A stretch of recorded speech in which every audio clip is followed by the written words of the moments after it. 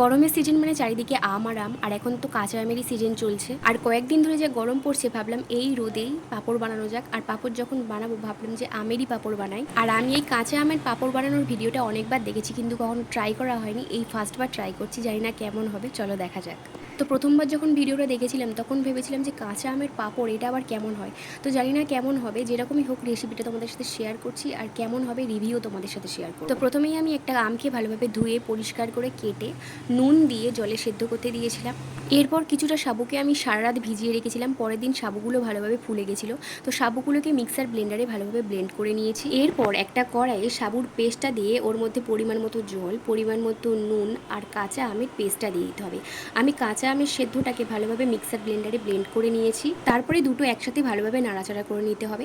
আমি এর মধ্যে ফুড কালার ইউজ করিনি, তোমরা চাইলে এর মধ্যে গ্রিন ফুড কালারও ইউজ করতে পারো।